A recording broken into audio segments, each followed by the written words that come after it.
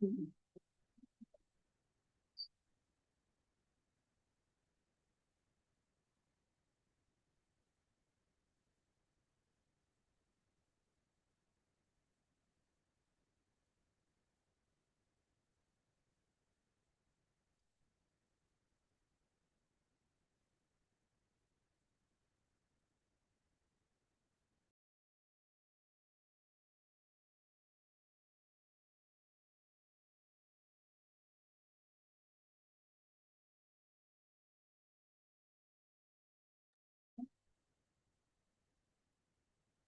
everybody to the Transport Committee for Thursday, the 24th of April. And I'll do here this morning. Kia ora ki te uru, kia ki te taonga. Kia mata ki tai. Kia ana te katoa. Thank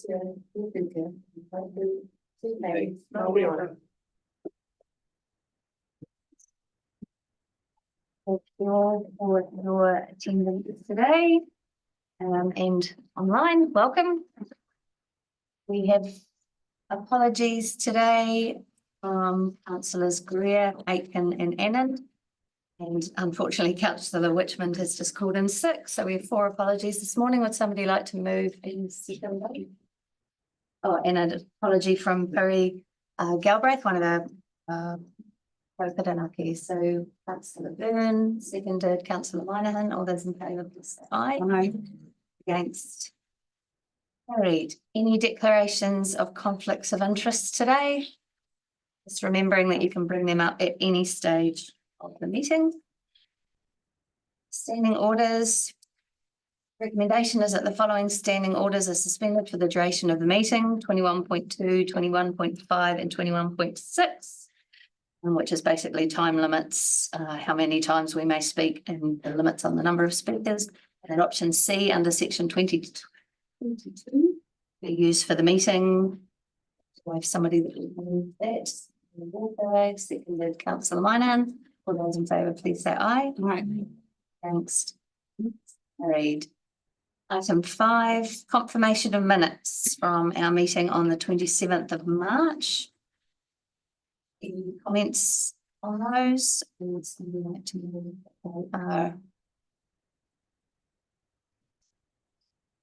Circulated, be confirmed as true and correct. Councillor Byrne, seconded Mayor Walker. All those in favour, please say aye. Aye. Against? Carried. Going to page 10, resolution monitoring report. It's just the one and it is complete. Any questions? Somebody like to move that the Transport Committee notes the resolution monitorings reports. The Margaret, seconded Councillor Minahan. All those in favour, please say aye. Aye. Against? Carried. Next item on the agenda, page 12, program update, land transport road recovery. Welcome, Ms. England, able to present this report. Thank you.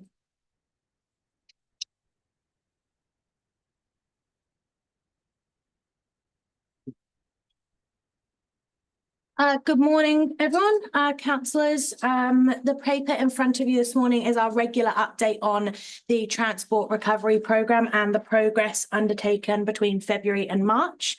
I'd just like to highlight a couple of key items, summarising the paper today and providing an update since the time of writing. In phase 1, our progress is tracking well on Elsthorpe Road and Wimbledon 1.3. In the last month, we've had a wonderful opportunity shared with Elsthorpe School, completing a planting morning with the kids on site there in partnership with the contractor. At Fletcher's Crossing stage 3 in phase 1, our design and early contractor involvement process is also progressing well. Despite that progress, there is a risk that the stage 3 works may not be complete before the end of June. Just noting that there is no harsh funding deadline on that site though. So if we need to extend past our intended June deadline, we'll work to formalise that change with our funder. In phase 2 and 3, we've made some further progress on construction. The numbers outlined on page 16 of the report have been updated slightly since the time of writing. We now have a total of 6 sites completed construction between phase 2 and 3. And the remaining construction sites to start have reduced down in phase 2 and 3 just to 3 sites between the both of them. The forecasted underspend since the time of writing has also changed. The team have been working to get better understanding on the remaining risks and contingency that they require for the projects that they already have allocated. And as such, the forecasted underspend between phase 2 and 3 is now 3.66 million. We've also been working to progress what we will allocate that unspent funding to. And as such, since the time of writing, have started a new project, Cook's Tooth Road, which is not included in the report. Our progress on Cook's Tooth Road is going well. We're working with a contractor on an early design approach to start our design process for the 5 sites that we've identified as being a part of this phase 2 scope of work. The other item that we've chosen to utilise some of that underspend on is an existing project currently sitting under phase 1, Wimbledon 9.5. That project is currently funded by National Infrastructure Funding and Financing, but we have decided to increase the available budget there and stage the works, therefore allowing for an increased resilience of the ultimate end product. And both of those are tracking well, and we're hoping to utilise all of that 3.6 million and optimise the available funding for this financial year from NZTA. That summarises the report in front of you. Take the report as read and happy to answer any questions if there are any. Any questions for Councillor Minor and then Councillor Ludwig? Yes, just I just noted in the report about a guardrail reinstatement on page 30 for Logan's Bridge. What I was inquiring about is that I see the forecast spend for that is about 400,000. Probably know there'll be a contingency component factored into this cost, but is that the cost to install a guardrail, or is there some other influence that cost? So what I'm saying there is just giving people an idea how things are so costly. Through your chair, so that forecast cost there, I know has changed slightly since the time of writing. But it also includes the construction of Bollens Bridge guardrail as well as Logan. So it's the two combined together, which will impact the total forecasted cost there, as well as the design. Guardrail is one of the elements that for safety purposes, we need to make sure we design for our individual specific sites. And so there are other costs like that within that dollar value. Thank you. On Tooth Road, how many sites are identified that need fixing? Through your chair, I believe there's a total of 14 sites along the length of Cook's Tooth Road and Whangaehu Road in its entirety. So we picked out the 5 nastiest ones. Through your chair, yes, the most significant ones impacting the level of service have been prioritised, but also those that require or allow for simpler solutions and delivery, because our main aim here is to complete the work before the end of June. Councillor Byrne. It's great to see so much green. Just regarding Fletcher's Crossing, and I see that the risk is moved from green to amber. So where it says there is a risk that the preferred solution for stage 3 repairs does not align with community expectations. What can you describe the risk? I mean, I thought we had a plan, and is the community expecting a bit more, or where's that tracking at the moment?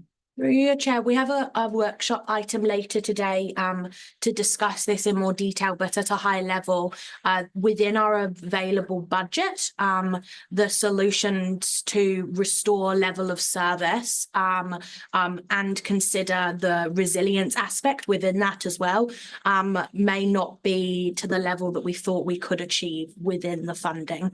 And so we've identified a risk there that although our initial engagement with community and road users has been positive, our outcome may change, and as such, they may not.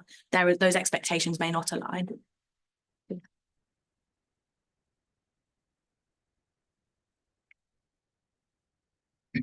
Any further question? Just read Cookstooth Road. What community involvement has there been or will there be with the sites that have been worked on in that area? Through your chair, we're going to approach this in a very similar way to how we would any of our other sites in the recovery programme. So communicating with those directly impacted road users of Cookstooth Road and residents by letter to their door that explains the work. We're going to give them a little bit of detail on why it's only 5 sites or a few sites that they see us fixing and not everything. But the conversation regarding level of service, resilience as a whole for that route, we will form a part of our community conversations roadshow that is being planned, because it's a little bit more nuanced to try and fit all in a letter or a brief communications before we start construction. Any further questions? The team? Somebody, thank you. Oh, a question or? No, I'll move. Okay, move councillor Musgrave, thank you, team. Seconded Mayor Walker, that the. Yes. No, speak first, councillor Musgrave. I just, well done. It's, we're ticking them off, which is our goal, so well done, team. Agreed, and that was what I was going to say too. Big package of work, moving at pace, getting done. It's really visible that it's getting done. Ticking them off, time constraints and everything, but to then have the under budget piece, which is allowing us to transfer forward this work for Cookstooth Road. I mean, that's awesome. Doing more faster and more efficiently, which is allowing us to bring additional projects into the program is fantastic, and it's really great news for the Cookstooth Road residents out there to see that they're now in this program. So. Well done, team. Very, very good work. Any other comments on the report? Yeah. Yeah. Right reply, councillor Musgrave. Put the recommendation that the Transport Committee notes the key program status report, Transport Road Recovery Update. Moved and seconded. All those in favour, please say aye. Aye. Against? Carried. Switching down to page 35, date of the next meeting will be recommendation that the next Transport Committee meeting be held on the 22nd of May. Moved. Mayor Walker, seconded councillor Musgrave. All those in favour, please say aye. Aye. Carried. Public excluded business. We've got a public excluded resolution monitoring report. Endorsement of procurement plan for road maintenance services 2026 to 2036. Adoption of land transport recovery professional services procurement plan. And a procurement variation to land transport recovery phases 2 and 3. And these will all be are all in public excluded just due to their contractual nature and will be released in due course. Do I have a mover that we go into public excluded? Councillor Burns, seconded Mayor Walker. All those in favour, please say aye. Aye. Carried. Thank you. Your public meeting will come back with councillor Musgrave at the next committee meeting later this week.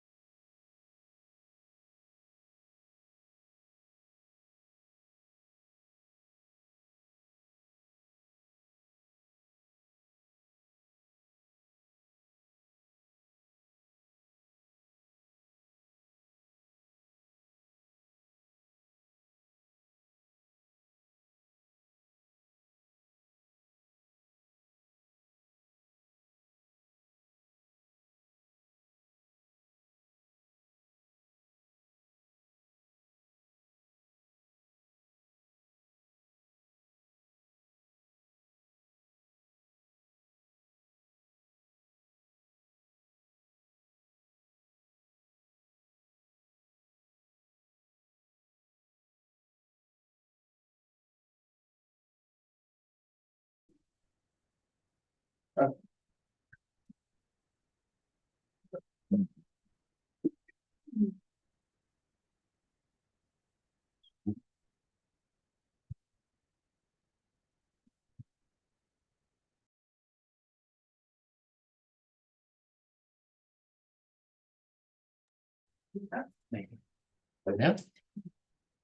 Welcome to the Finance Infrastructure and Performance Committee meeting. Apologies, I think last count we had 4 councillors, Zria, Aitken, Schmidt, and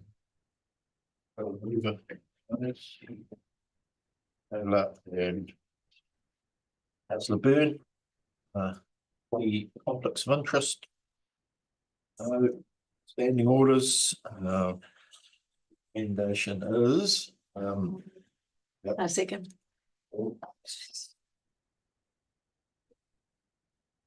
Confirmation of minutes. Everyone had a look at those. Any changes?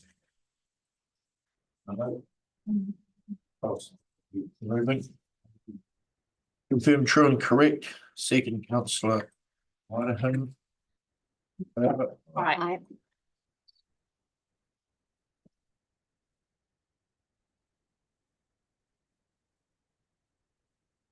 Section report. Point 1, resolution monitoring report. Right. The chair looks happy to note those, and we've closed the bottom floor. It's underway today on local. It's for you, Mr. Chair.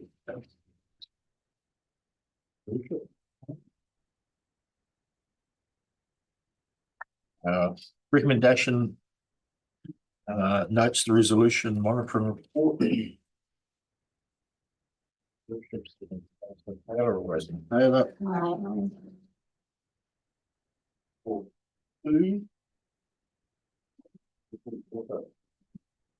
Well. You, Mr. Chair, and I'll call on Mr. Muggeridge, Mr. Kingbird, and Mr. Chamberlain as we need to as well. But certainly a very important and poignant point in terms of bringing today this report to you to endorse the proposed options for water service delivery models for consultation with our community.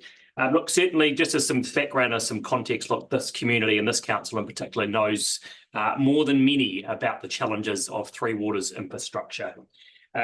We've certainly been around this table, certainly leaders in this space, and have advocated across governments in terms of the financial challenges that we face, both from an affordability perspective, but also the understanding that comes with the major investment that's required across our major Three Waters assets.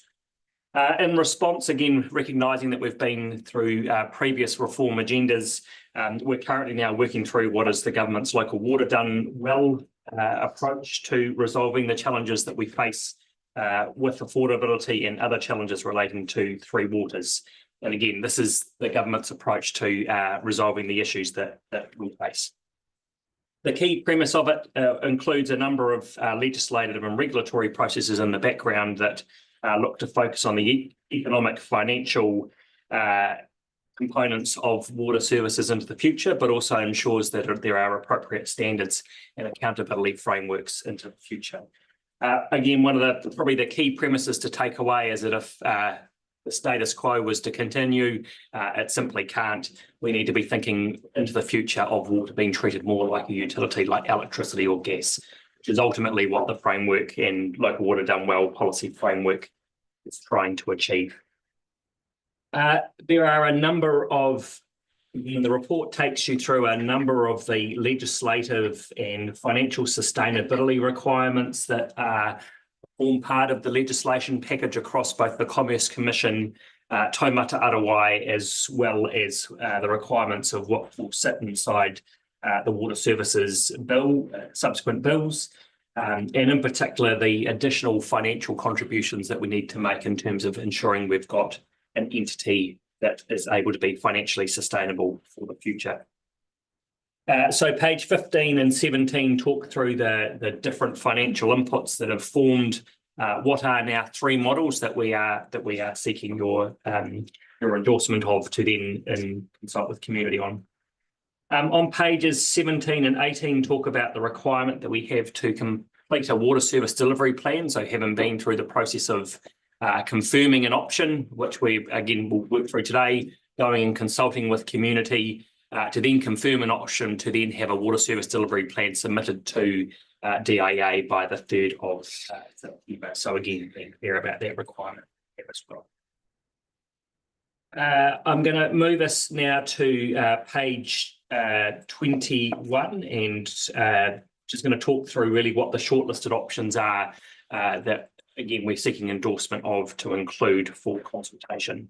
That being an internal business unit, and again, any kind of perception that that's a continuation of what we have, no, it will have a very different set of reporting and expectation frameworks that sit around that. A single council CCO or single council controlled organisation, again, requiring the establishment of a new entity that has to sit at complete arm's length to council. And the third option being our preferred option, being the establishment of a regional or joint CCO between Central Hawke's Bay District Council, Hastings District Council, Napier City Council and Wairoa District Council. On the top of page 22, we talk about, again, we've been leaders in this space, not just the Central Hawke's Bay, but across the Hawke's Bay region for a number of years, and touches on the previous work that was done back in 2019 and some minor modifications in 2020 on what was the Hawke's Bay Three Waters business case, which again set a number of what were not just the financial, but non-financial imperatives to really encourage us, or not to encourage, but to understand the opportunities that we had to work together to improve services. And we've included those in there as well. Through pages 23 and 24 are a number of the non-financial criteria that we've worked on both regionally and as well as locally. And again, across those three, having worked through the three options that we have for the non-financial criteria, across the three options, the regional CCO comes out very clearly as the preferred option from a non-financial perspective in terms of the three options that are available to us. We've also done some work around this table at the end of last year to describe what success from a non-financial perspective looks like. Around three key principles that we have subsequently weighted and worked through. And pages 27 and 28, again, take us through that with the regional CCO, our preferred option, again, being from a non-price component, the most preferred option from a non-price perspective. 29 and 30 talks about the financial modelling that sits behind it. And I do want to be clear, and we've had this conversation around this table, both in workshop and previously. We know the challenges that we have around affordability and the necessity for more investment into the future to service what is our major capital program ahead of us.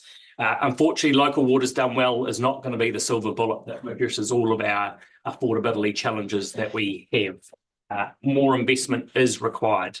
And again, the graphs on page 30 indicate again that there is still major investment ahead across the three options that are still there. However, the regional CCO model over its entire life still is for us the most cost-effective option across the three options. And again, from a regional CCO perspective, and recommending that as the third option. We have made some notes in the paper about harmonisation or regional price pathways in terms of how we might be able to work together across the region. We simply haven't been able to do enough of that work yet. So there's more work for us to do across that to understand the implications of that, but also for us to dig further into our current program. Obviously, we've got a paper on this agenda on the wastewater standards as well. So being able to understand further what those implications may be. So in kind of summing up everything, the bottom of page 31 really sums up what is the basis for our recommended option, being to again have the three options, but recommend the regional CCO as the preferred option. Again, we have more work to do. I think this is an important decision today in terms of being able to move forward and have a conversation with community. But this is the first of a number of big decisions that we've still got ahead of us, and it's not just for Central Hawke's Bay, but all of the Hawke's Bay region under what is the Local Waters Done Well policy and legislative framework. So with that, Mr. Chair, I'll leave as that. There's some additional, and I can come back to that next steps, but I think probably noting that there are a number of recommendations, and I'm happy to take you through those individually if you want to. But again, key parts being we've got some legislative requirements, in particular, they have a water service delivery plan complete and submitted to DIA by the 3rd of September. We've got 3 options that we are recommending a preferred option to go and consult with community on. And again, just noting with it, we've got further work to do in terms of supporting a consultation document. But big paper, lots of information, lots of supporting information. And again, happy to take questions either through myself or an appropriate GM.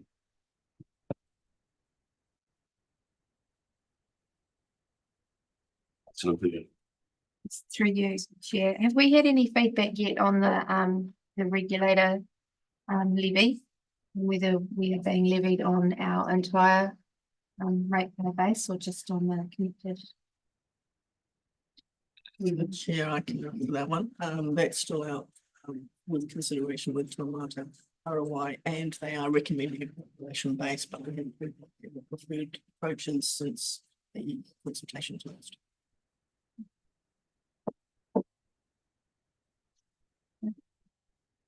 So that proposed cost at the moment includes the levies.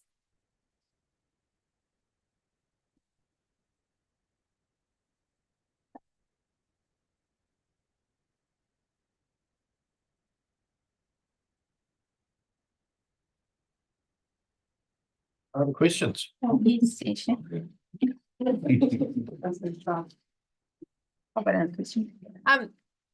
So it was useful to have all the reports from years and years. When you review, you know, the Morrison Road report,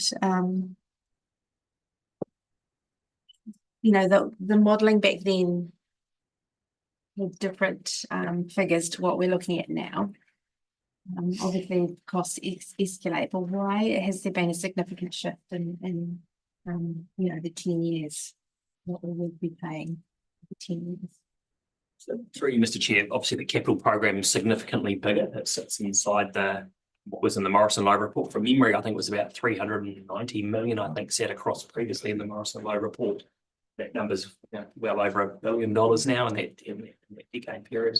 But the key, I think the key differing or differentiation between the 2 models as well are the economic requirements that are now, and the financial requirements are now sitting inside the local water done well framework, which and again we can reflect on in this council as well. We're currently debt funding renewals or partially debt funding renewals. One of the key metrics in that is your ability to not debt fund renewals. It's basically make sure you've got sufficient investment both in your renewals from an ongoing day-to-day surplus, but you've also got an operating surplus that sits over the top. So again, it's a very different framework than what we had under the previous Hawke's Bay.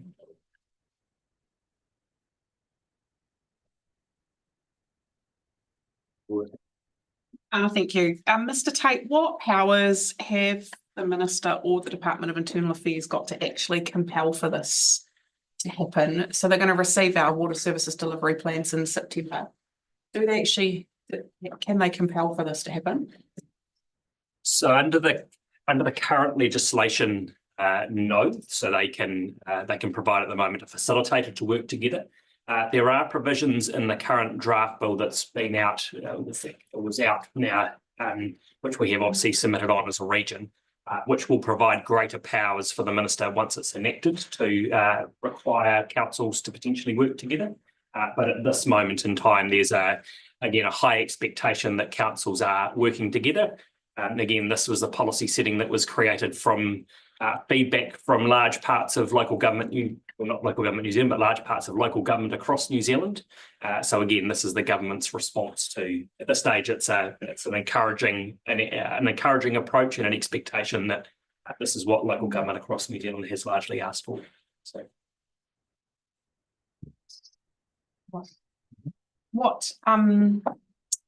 So we've modelled this on a particular investment pathway for Central Hawke's Bay, which has got, in a very short period of time, some pretty huge capital investments across wastewater in particular, but also our water upgrades and resilience. What's changing? What what process have we got that capital program could change over the next coming while? Because we've got a new regulator that's going to have new standards.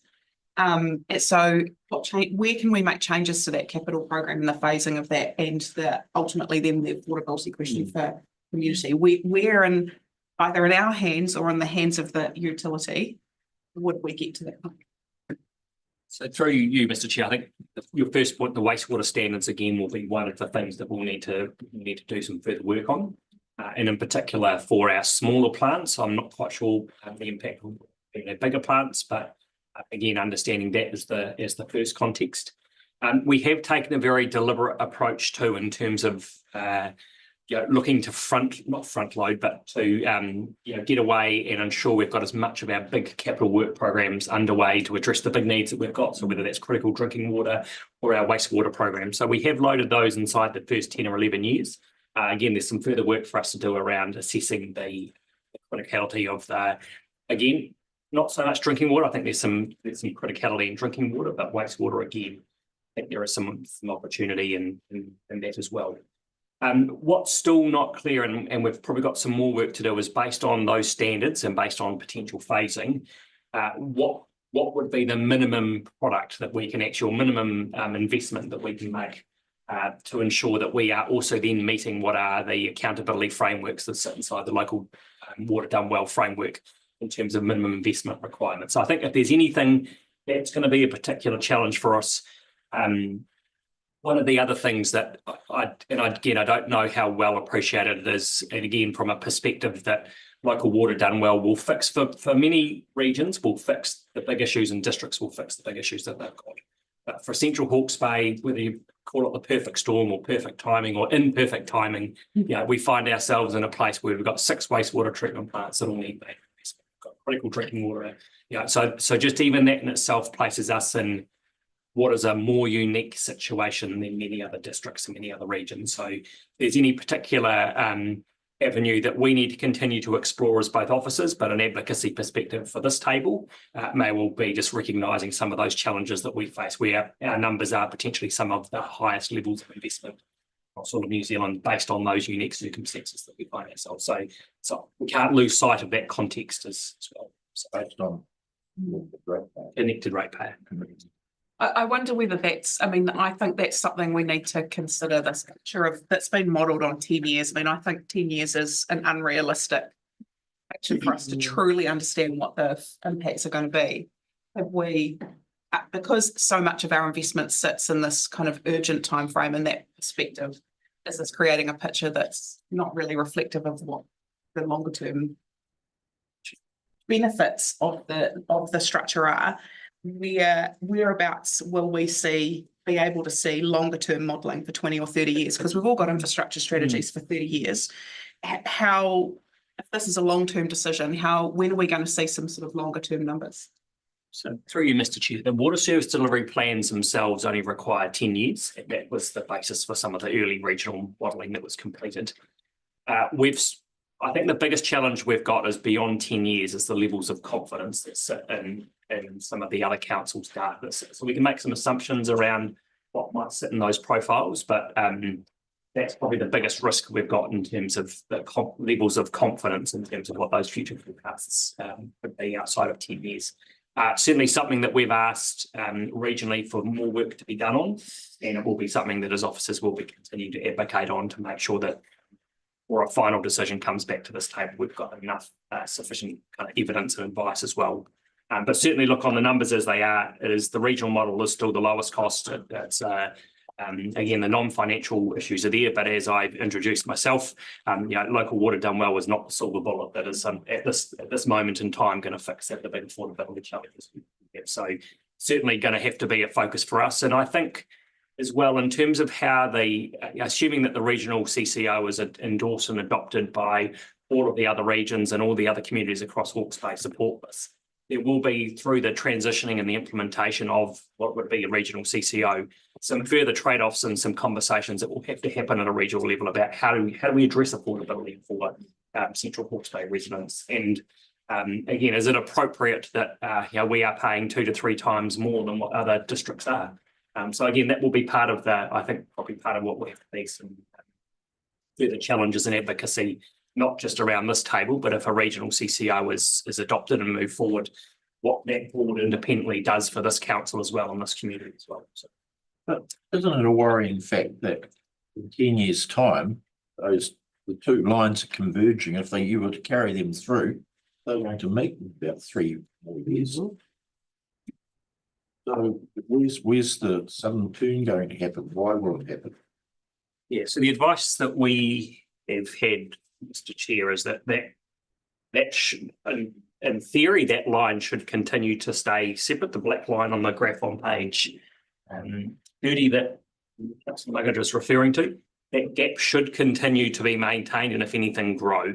That is certainly the expectation. And the biggest, again, it kind of sits in some of the complexities of the FFOs and the ability for the entities to borrow.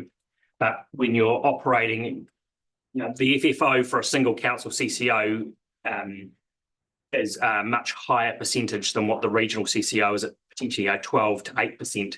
That gap will continue to widen as the regional CCO can deliver more, can borrow more, can borrow at more competitive rates. So we should see over time that black line continue to drop and the gap between the regional CCO, the single council CCO, continue to grow. So the rates would be more competitive, not just amounts, but rates would be more competitive. Correct. The ability to you'll be able to borrow at a lower percentage in a regional CCO than what you can in a single council or a council delivered service, and also the FFO requirement. So this source of other funds that you have to have above your renewal profile is a lower percentage for a regional CCO than it is for a single council CCO or a standalone in-house delivery. So all those things again in the two models, and you've got to remember they compound over time as well. So, yeah. So the way that it will work at the moment is that individual councils, their revenue and expenditure will be ring-fenced. Will have to be, if there's no harmonisation, that will have to happen. So the only benefits that you can see are contracts, bigger size contracts, if you might get a little bit more discount with the CapEx program over the line, and as you just said, cheaper finance. So those are the only two benefits from going into this that I can see. yeah.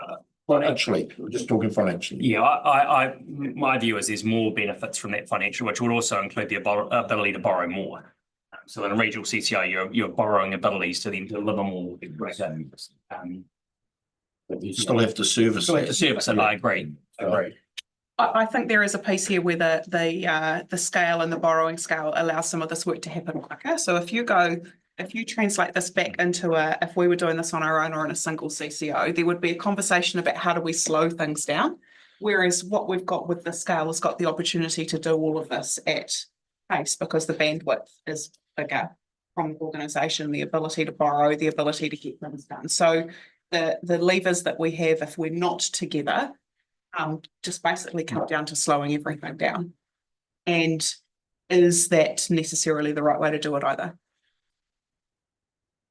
But the information we've been given here and looking at that graph, that hasn't been put into there. No.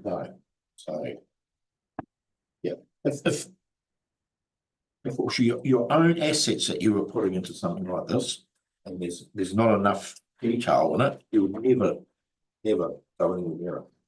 Well, I look at it. But government's got a guillotine over our head for the 3rd of September, so we have to do something.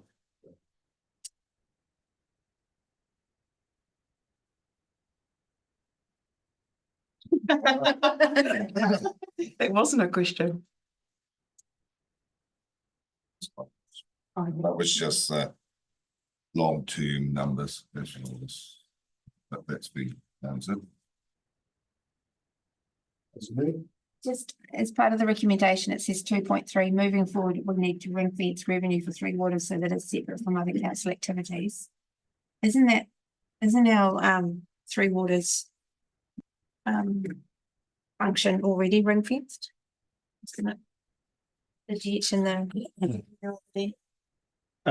So you're correct. Our Three Waters costs at the moment are ring fenced. Only those that are connected to our Three Waters networks pay for the service. So our rural people have to supply their own septic tanks and their own drinking water. So we don't charge them for what is essentially a service that only benefits the town people.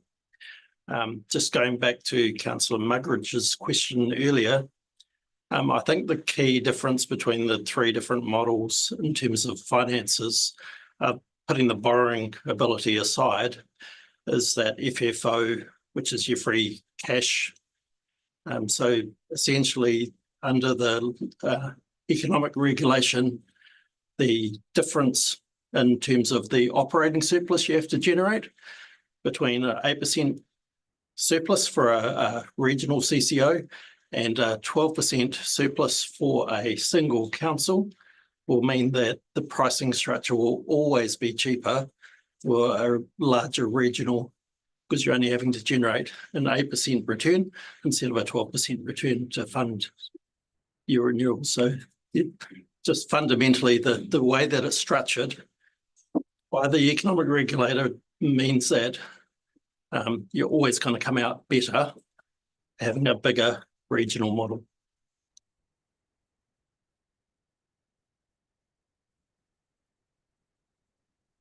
Maybe just talking about ring fencing kind of a step further, from you, Mr. Chair, is that also extends to things like civil defence currently. So it's not like sort of borrow from Paul, but we've got staff that currently provide civil defence functions. That those costs would have to be neatly ring fenced. How we would work between the two entities would have to be sharing or other arrangement as well. So some very much more clearer and defined cost structure. Again, it's very separate to the rest of the council business. So is that effective from 2028 or? that's when the new entity was established.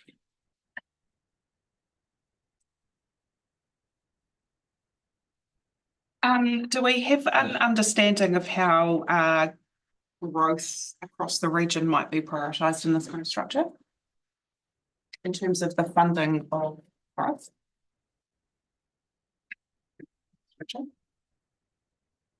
Through you, Mr. Chair, I think that's probably one of the things that we've still got to work through as a region. I know that's certainly some of the concerns that have been raised by other councils in terms of how do they make sure that their growth projects, probably very similar to ours, are still prioritised as we work through. The other important interface is obviously the change from it's currently being considered by government being the change from development contributions to development levies as well. So all of those things, there's still some further work for us to do, particularly in growth projects, but certainly being contemplated in the legislation that the House are working through, particularly in the interface back into water service delivery entities.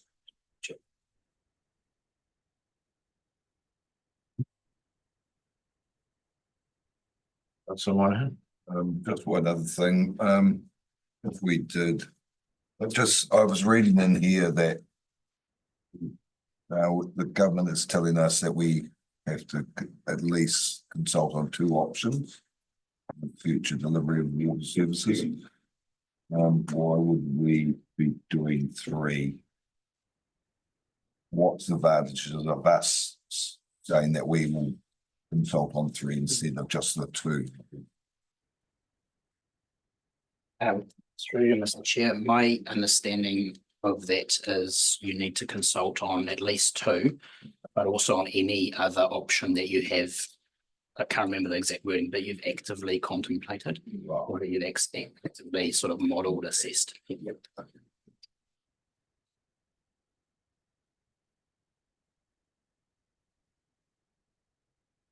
Going back to what the Chamberlain said before about the FFO, that makes sense if your level of debt stays the same, but once your level of debt goes higher, what I'm doing it is what the ratepayer has to pay and trying to keep it as low as possible. If there's that avenue to have that FFO lower at 8%, that means you can borrow more and the ratepayer is still paying more. So, yeah, that's a bit of a, yeah, I think a misconception that. Well, assuming that you're comparing apples with apples and you're looking at two different entities with the same debt level, the regional model was always going to be cheaper because of the lesser operating return it has to generate.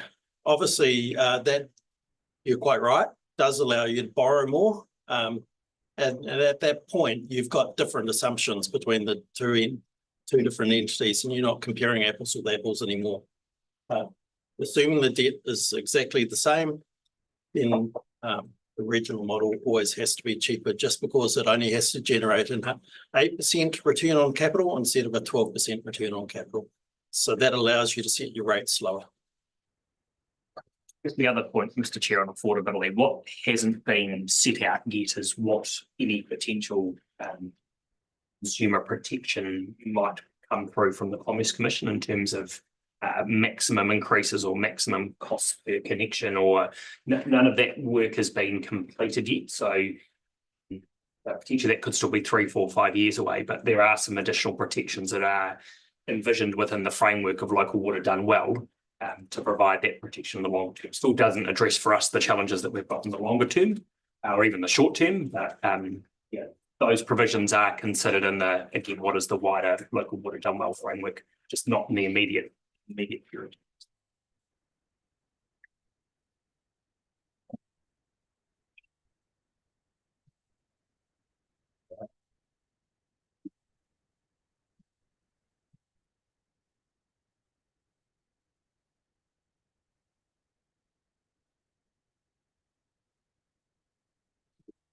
So next steps, we go out to consult, and people submit, and they say, you know, what their preferred option is. If people choose, you know, that their preferred option is to go it alone, not amalgamate, or, yeah, not to join with other councils. Yeah.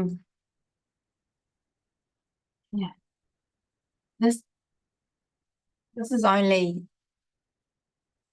connected citizens, connected ratepayers that are paying. Yeah, it's just huge numbers. Yeah. I don't know how we sell it. It's huge numbers regardless. Yeah. I It's know. how do we get less huge, and how do we create a system that that will give us the scope to find other options to make it less huge, options that are not necessarily obvious or on the table in front of us now. What is the system that's going to give us the ability to find those options? Yeah. And as a council, we weight non-connected people equally with their feedback as connected people.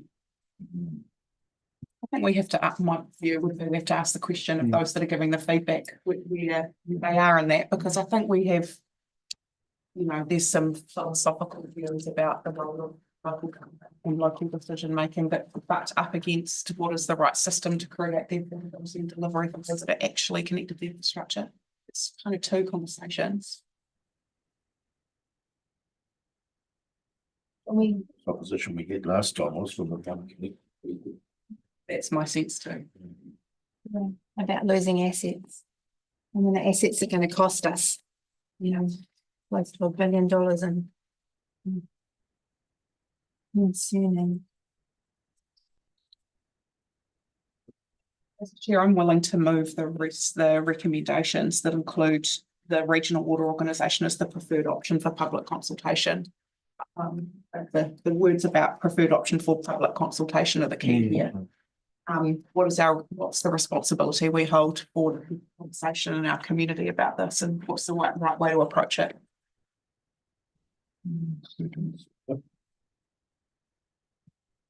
So thank you. It's actually really difficult to speak to this recommendation because we've lived and breathed this for so many years.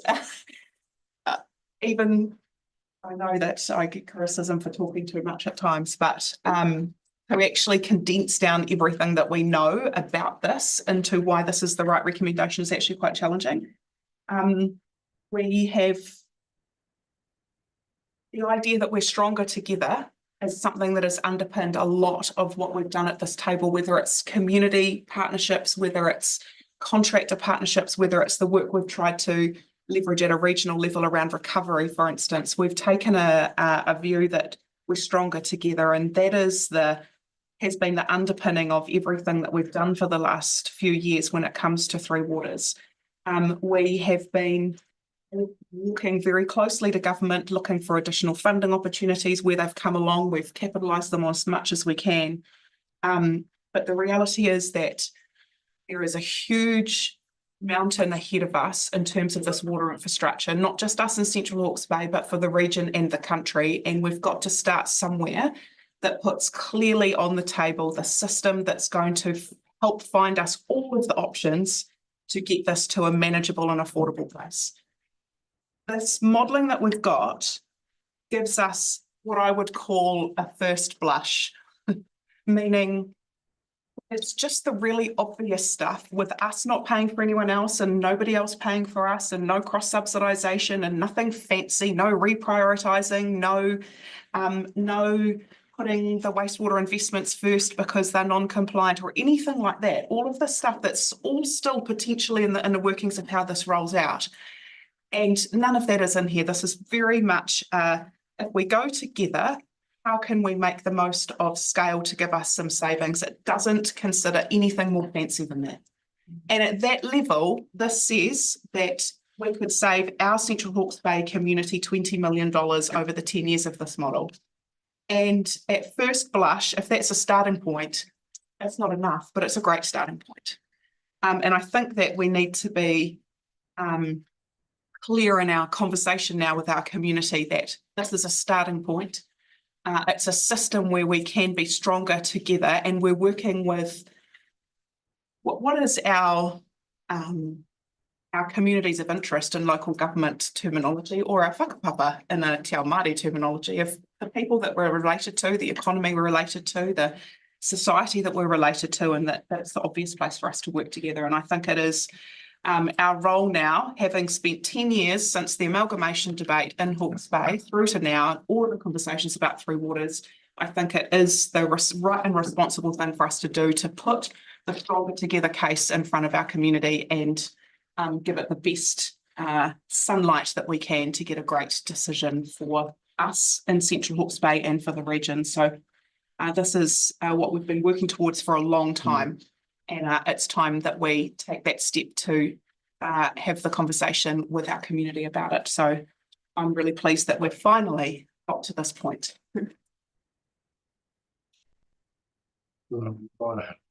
Yes, and I'll echo all that. I think at this stage, this model offers the best option available so far.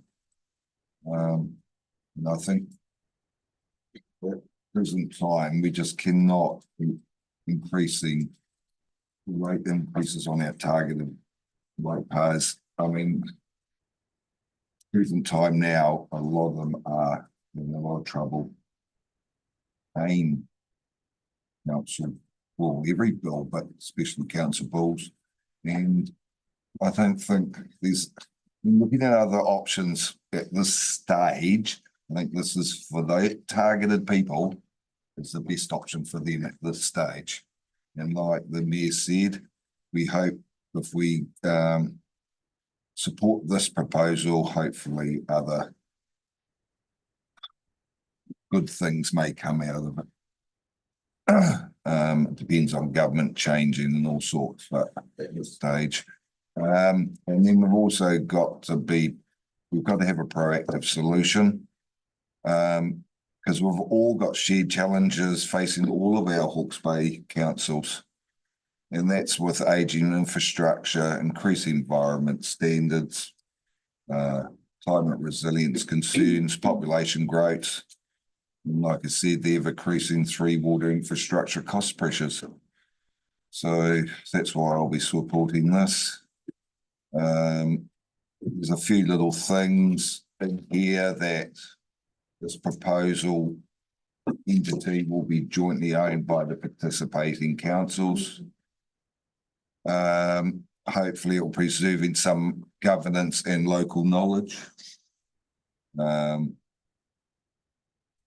I think this structure hopefully ensures that the decisions are made with direct input from our community served. Like Mayor said, and our chair, this option's not the goose that lays the golden egg. I got it phrased right this time. While the model aims to provide long-term benefit, that's what it's aimed to do. The model will not deliver the participated financial relief that our targeted ratepayers were hoping and seeking, but like we said, it is a start.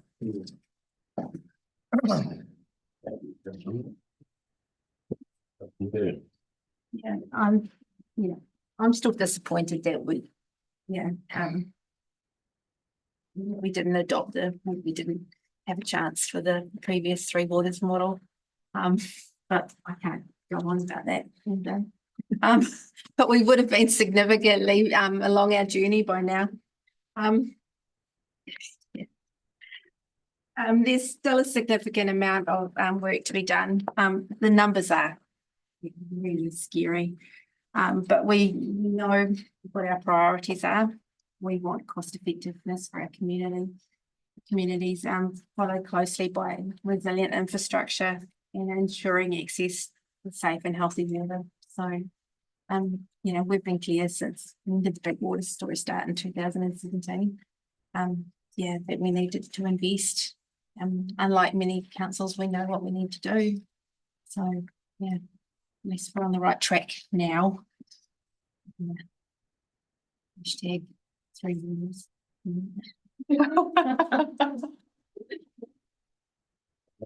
I think from the hashtag Big Water story through to 2019 with the business case for the Hawke's Bay business case.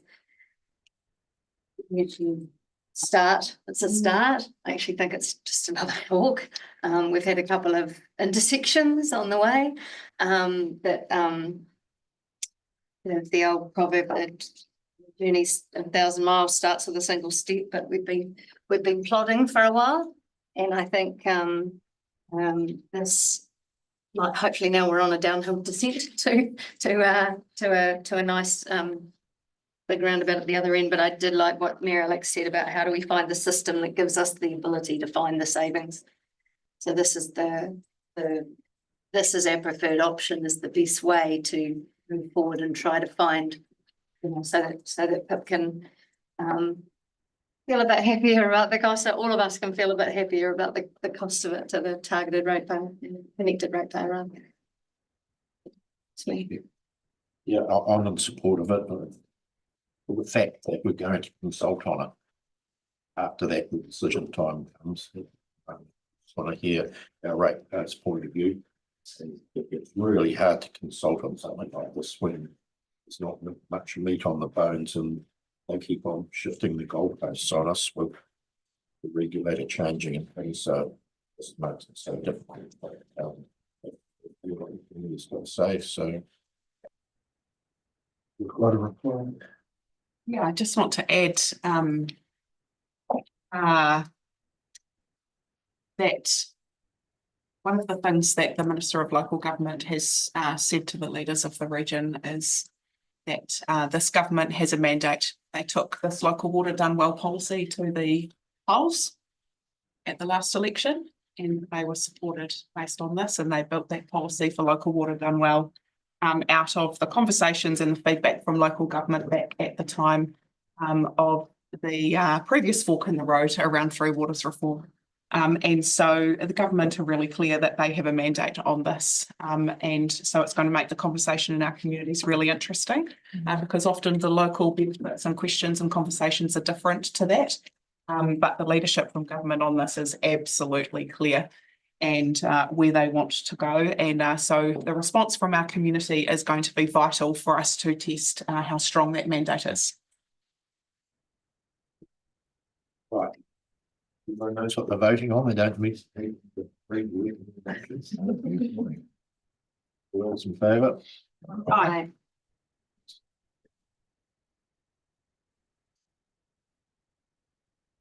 Coming to a hall near you. Pretty much. And what? No. The main.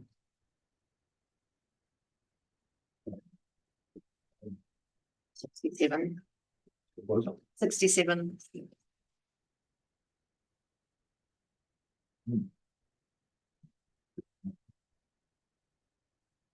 Adoption of draft emissions trading scheme, carbon credit C, the Chamberlain. Good afternoon, councillors. The paper you have in front of you today has come to you because the Risk and Assurance Committee met on the 12th of March and has recommended that this policy be brought here for adoption. Just a quick brief recap. The emissions trading scheme is one of the government's tools for reducing greenhouse gas emissions. The council, as a owner and operator of a landfill, is captured by the emissions trading scheme, and we have to buy carbon credits to offset the methane that our waste in the landfill produces as it breaks down. The issue with the carbon pricing is that you have to set your fees and charges so far in advance of actually surrendering your carbon credits, which can happen up to 2 years after your waste is actually taken through the landfill or the transfer station. The carbon price over that 2-year period can be quite volatile. And what we're trying to achieve with this policy is to take some of that uncertainty away by setting some rules and regulations for us as officers when we're buying these carbon credits to do so and be able to set with some certainty the gate fee at the time of setting our fees and charges. The policy itself sets out who's responsible for what in terms of buying the carbon credits, what our council should be holding as a minimum level of carbon credit in terms of hedging, and also what the maximum should be, so that we can set our fees with some certainty. It also sets out some other factors that we need to consider when we're buying this cover, such as how much life has our landfill got left in it when our consent runs out, what our contractual arrangements are with some of our commercial operators and neighbouring councils in terms of volumes, etc. So with all that said, I'll table the report as read and happy to answer any detailed questions you might have on the policy or any other matters to do with this subject.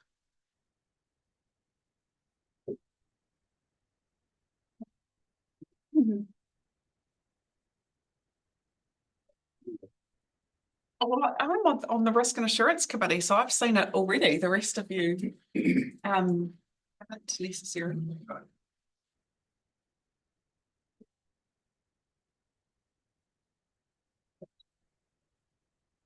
Risk and Assurance Committee too, but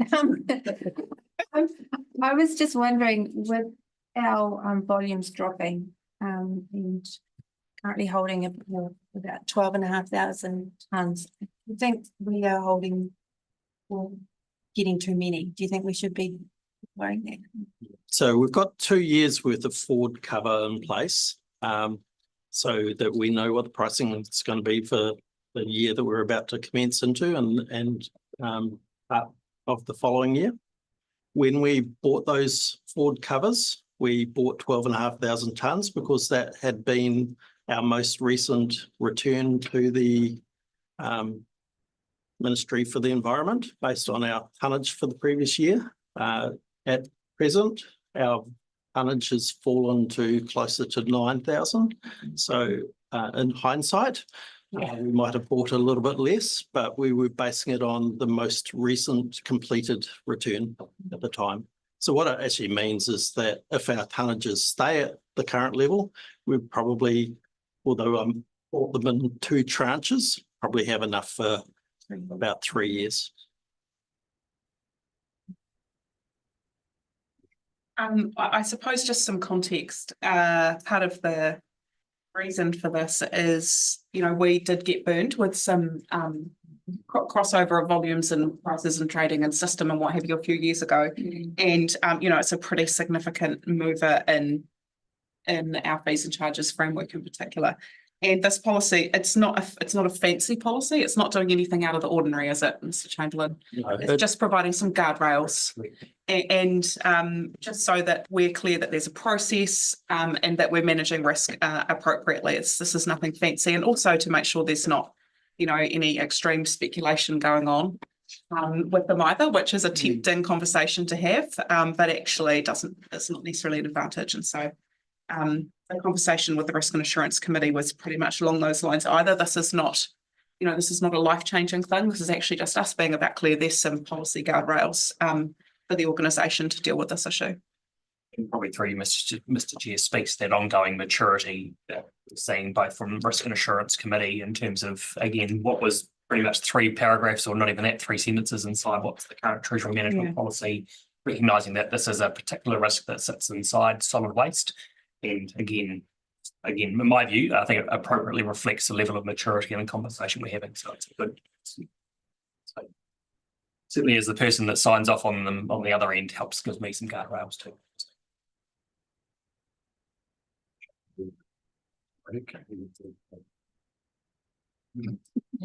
Buying them at all.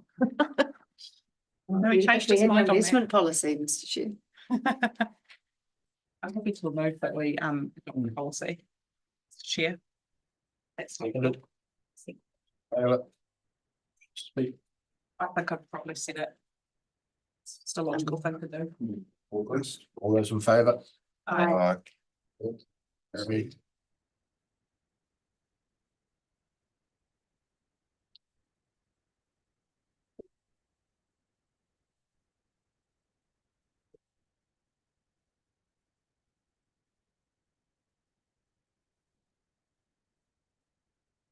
Swinburne's here to talk about submission on Arawa wastewater standards.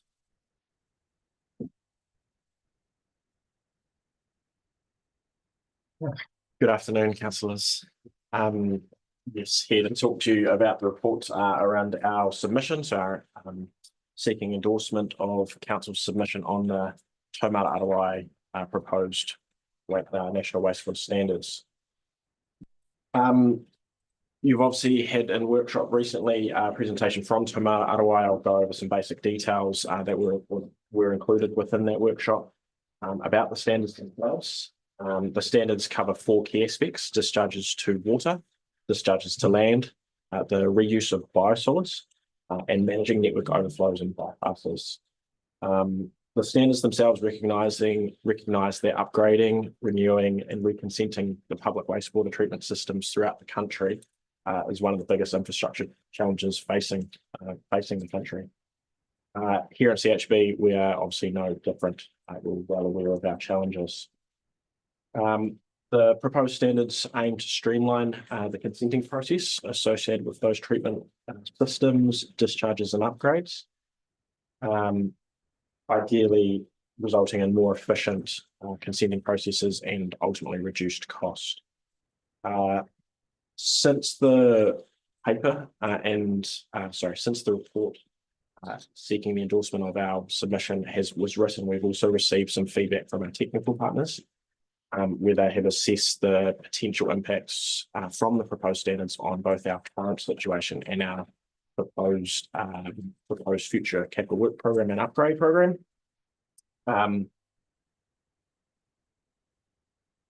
Within that assessment, I've just noted a couple of key points.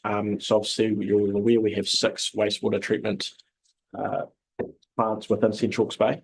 They serve varying populations. So but generally speaking, between 200 and 5,000 currently across the plant. And they also have varying types of discharges. So both surface water discharges to land, and of course within our proposed strategy, we have a move away from our surface water discharges. Within those 6 sites, 3 of the sites might fit within the criteria for small plants and essentially reduced requirements in the proposed standards. The other sites will not. And I have a small correction from within the report following that feedback that the Waipokoro site is actually more likely now to fit within a low dilution ratio. Which, as you recall from the workshop last meeting, would slightly increase the effluent treatment requirements for that site. Just noting as well, and I did hear it on the live stream said before, in respect of the local water done well conversation, these standards are like that conversation are also not the silver bullet. There is still a significant amount of infrastructure needs for our district and our communities, and to not only comply with those standards, but even our existing consents. Our submission itself supports the needs for the standards, the need for consistency of consenting outcomes, treatment quality requirements, and the actual term of consents. In the submission, we provide details of some of the challenges Central Hawke's Bay District Council and our community have faced through recent consenting processes. Those obviously impacting us in terms of cost, the resources required to work through those processes, the time it has taken to either gain or continue to work through those consenting challenges, and of course the infrastructure upgrade costs resulting from those. That's all I've got to say at the moment. Otherwise, I will take the paper as read and the submissions obviously attached, and happy to answer any questions.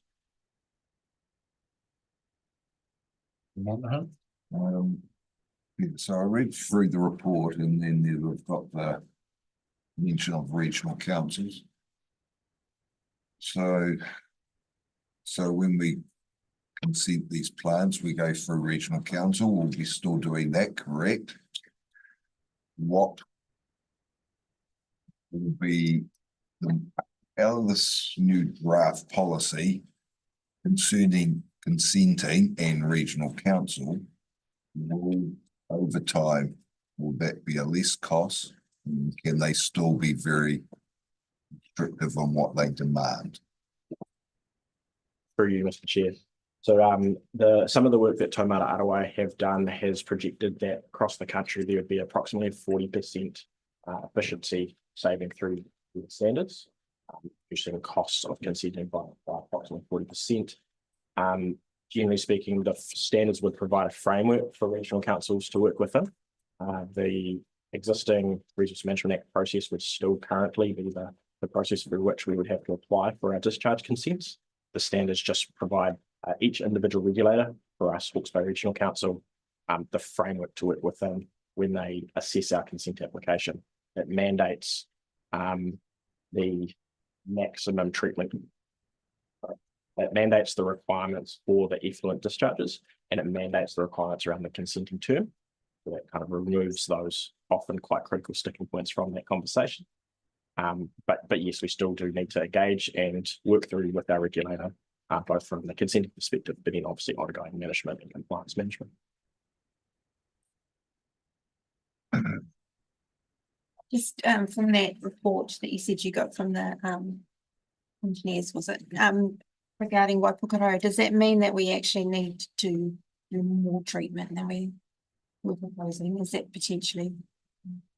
So through you, Mr. Chair.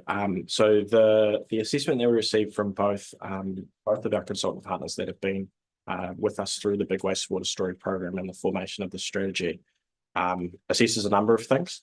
In respect of where we had originally thought Waipokoro as a standalone site would fit within in terms of a receiving environment has changed just slightly. That's primarily associated with the large projected growth in Waipokoro. The impact on our program is separate to that discussion. Obviously, our future program assumes that we would centralise Waipawa, Waipokoro and Otani. And in effect, what the standards are doing here in respect of that program are providing us with some options. Like I said, it's not a silver bullet. It's not going to make all of the significant investment need go away. In fact, the initial prediction is that it's likely to be quite similar, but it provides us with some options. I'll just note, sorry, on that, as I refer to that, the standards provide that consenting pathway we don't necessarily need, we could choose to step outside of the standards and apply for a consent through the traditional processes as we've done previously. And hence that's why I'm saying they provide us with some options.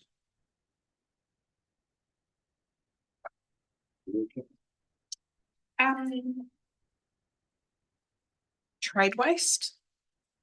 So the step, in terms of the feedback to this, what they're consulting on, so they're giving us the risk criteria based on population and on receiving environment. But what about in terms of inputs from trade waste? Because surely that changes the treatment conversation. Is the standard they're consulting on about that?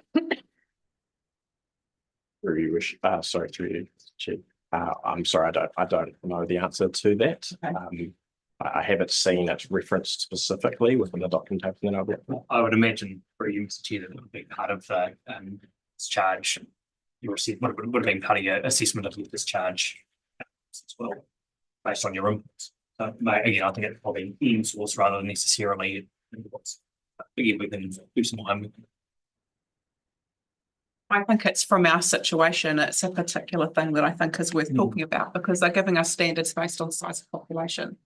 We've got one site in particular, which has got a particular trade waste challenge in terms of concentrated nutrient inflow. And if we're just talking about standards that are based on residential populations, I think we're missing the point a little bit. And I think in the submission, we could also be a lot more explicit about the fact that the 35-year consents make so much more sense to us. Like I think we can be a lot more explicit about the things that are really good in it. The 35-year consents, I think, is one that's challenged us in the past when it's been suggested to be shorter. This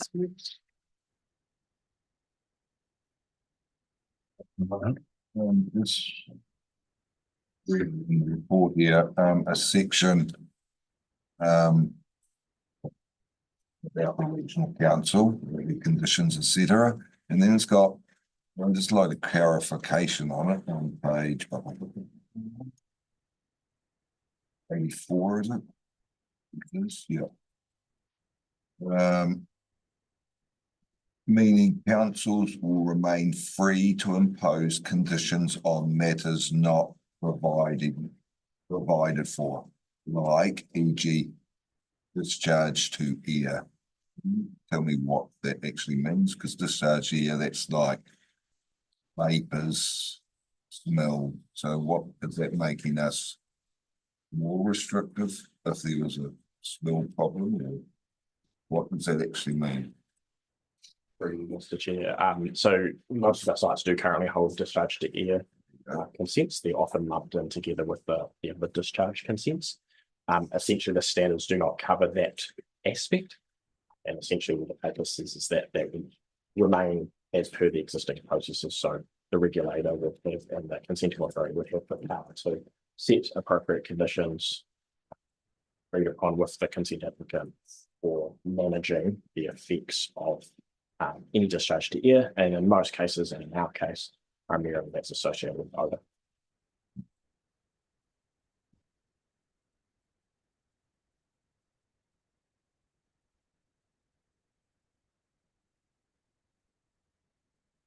Councillor Burt.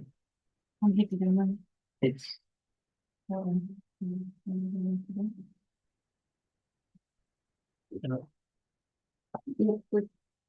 With as long as the points that were brought up by Alex, Mayor Alex were noted. Mr. Swinburne. Yes, I mean, it's not a silver bullet, as we keep hearing. Hopefully we do find one today. But, I just recall the pain and the cost we've been through with previous consents, you know, and only to be issued with, was it 15 years? You know, we've just approved the local water done well consultation where we're going to talk to the community about significant change on how our water services are delivered. And while there is a proposed savings, it's not enough. So, you know, standardizing solutions and meaning we can look at the size of community as a possible way to reduce the cost on our connected communities only has to be a good thing. Yeah, but can you keep looking for the silver bullet, please? Thank you.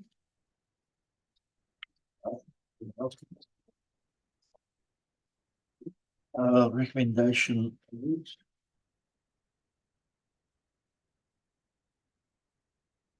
And also make submission on the ROI wastewater standards. Right.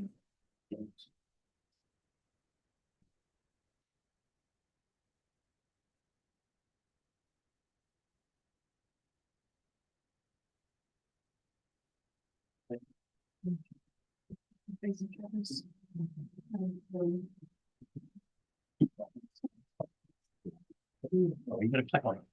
I do. Go on then.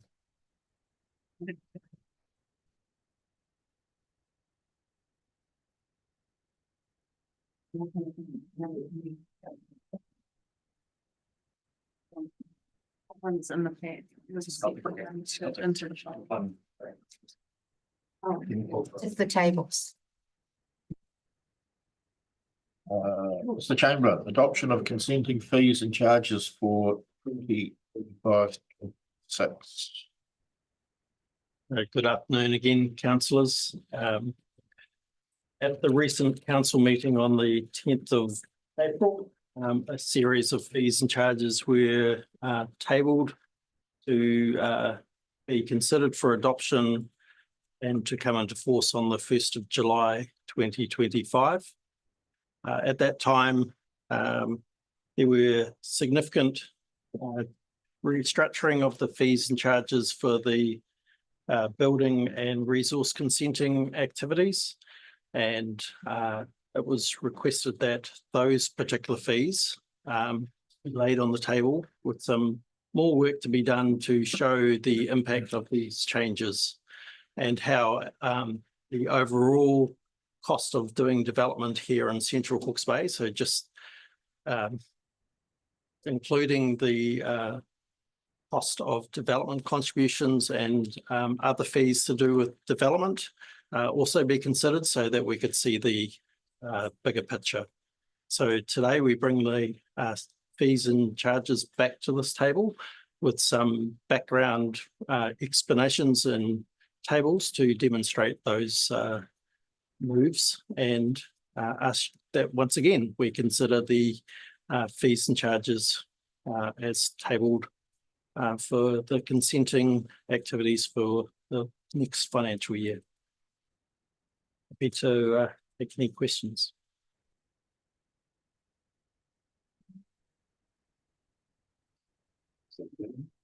And thank you for taking the time to come back and give us this analysis. It's really good to see, but I'm just on the tables where we compare the our councils.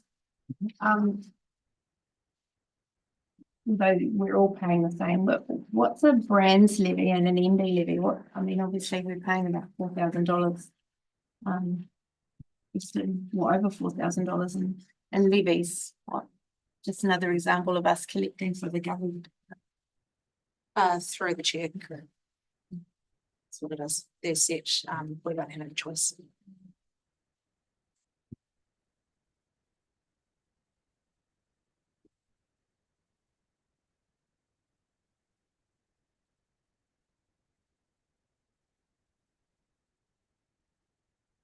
This one.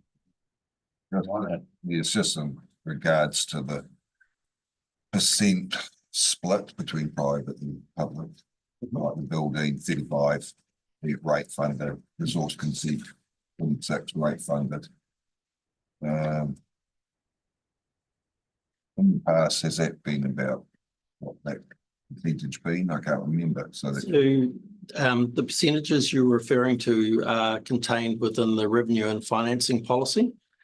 So back in 2021, when we did the long-term plan at that stage, we, as a lead into that, redid our revenue and financing policy that sets out what's private good versus what's public good for each of our activities. And at the time, coming out of that process are the percentages that you've just referred to. And they have been the same percentages that have been in place since 2021 and are unchanged in this year. I'm just referencing back to show that the fees that we're collecting, by and large, meet those revenue and financing percentages.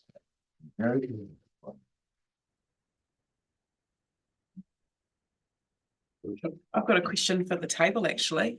Was everyone aware that when you added all this up, that this is what would cost to do this kind of development? Has it been helpful? Yes. Yeah, And I think actually, because I reviewed our website page as well.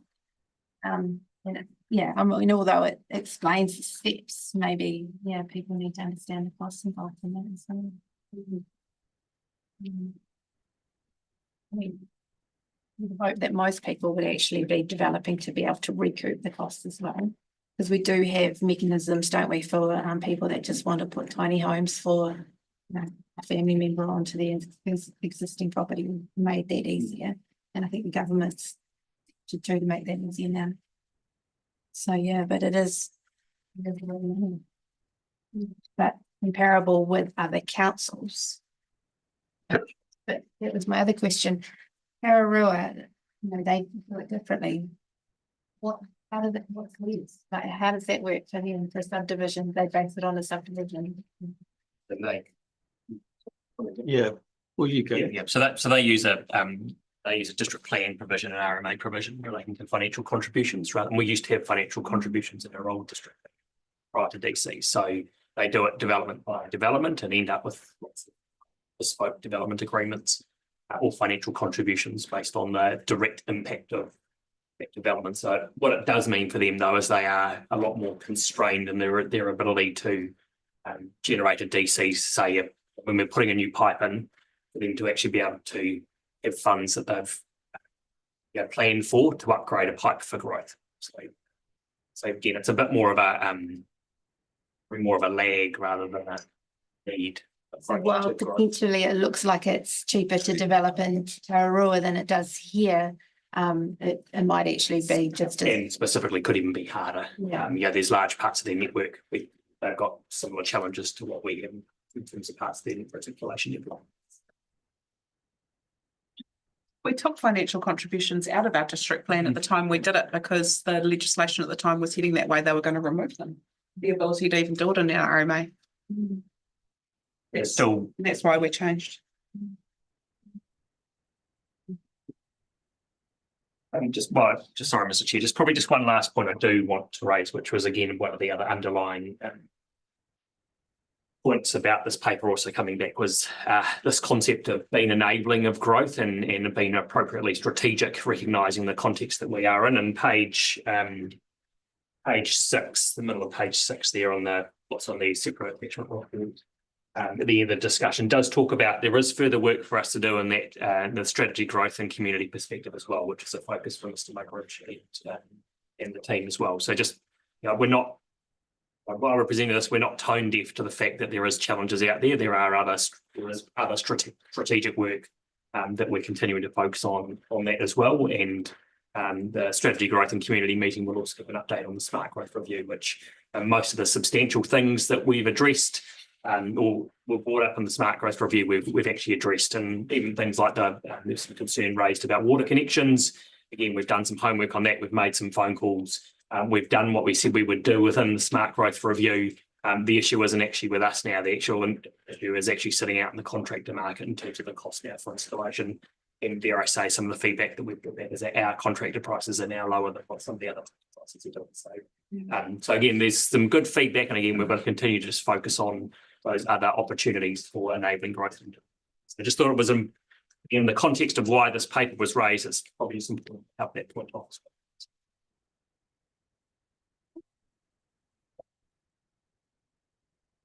Want to move?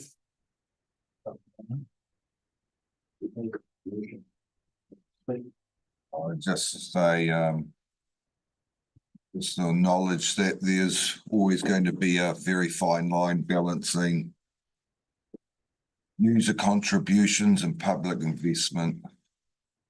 But I think the current percentages proposed can maintain the financial sustainability and allows for the recovery of actual and reasonable costs while delivering on these essential services.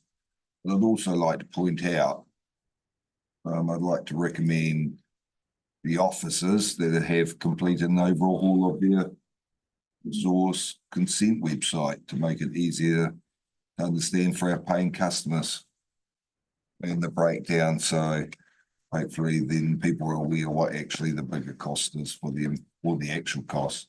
So I think that's well done.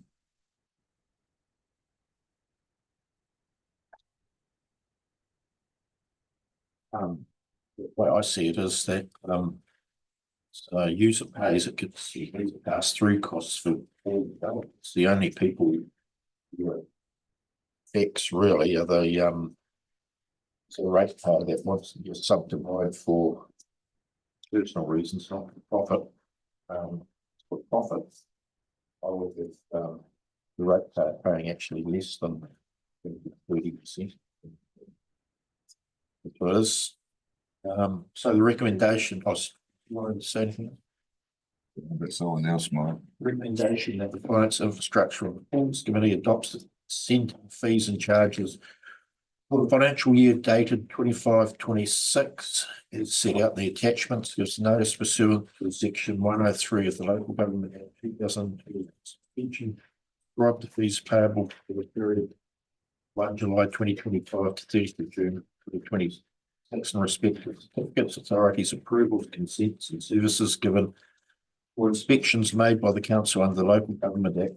Through the Building Act 2004, building, enrichment, fees and forms, regulations 2007, Resource Management Act 1991, central council bylaws are set out in the fees and charges schedule 2025-26. All those in favour?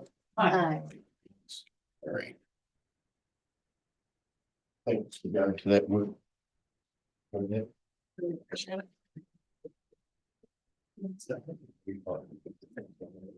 Thank you, Murray. Mario is there.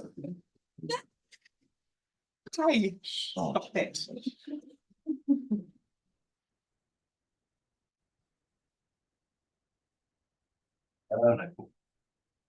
It says report story.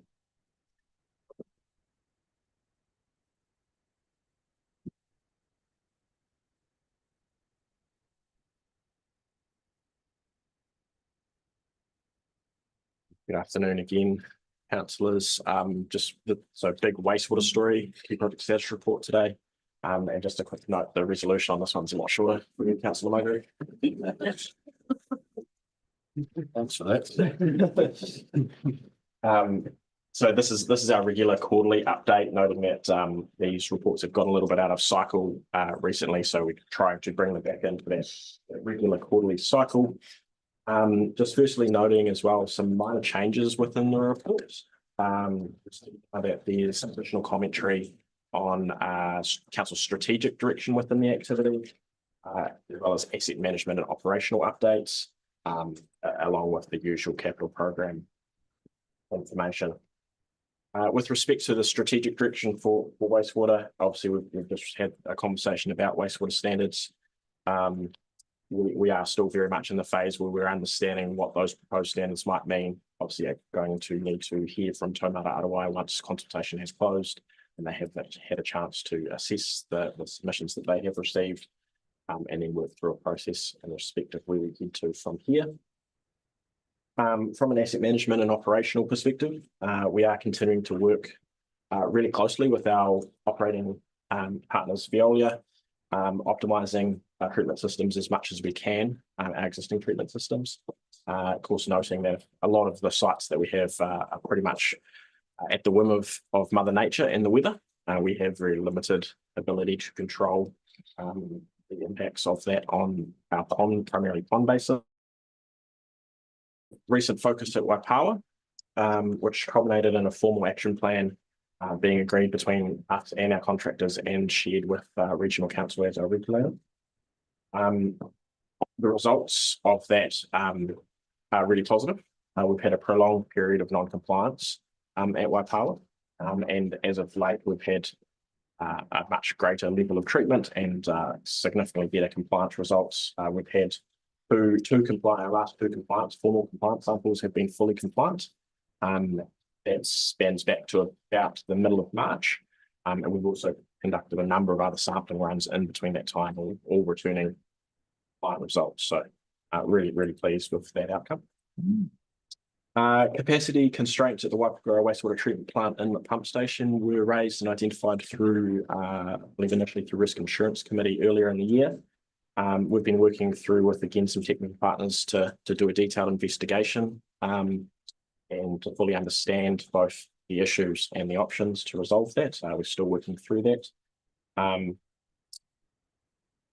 then, as mentioned in the report, given the pause or the deferment of our larger capital program as we assess the wastewater standards, the one capital project that is really progressing at pace is, of course, the network relining. I'll let Rebecca speak to that, but just noting that is, of course, another way to take the pressure off some of our downstream assets, being our pump stations and our treatment plants. Rebecca, for an update on that one. Thank you, Mr. Swinburne. Just to really quickly summarize the capital program section of the report, as it's already been touched on, the impact of the wastewater standards has had on our delivery has basically brought most things to a halt or to a pause. Unfortunately, that means that most of the projects throughout the report you'll see have a significant red sort of theme throughout them.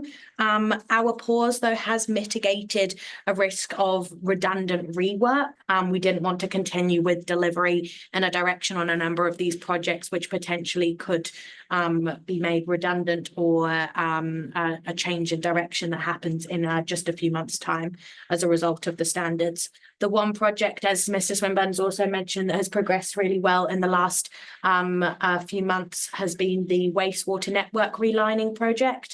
This renewal project, the project team have worked really hard on to get up and running quickly, and the contract for that has been signed just in the last few days. And we now have the contractor plan to start with their works on Monday.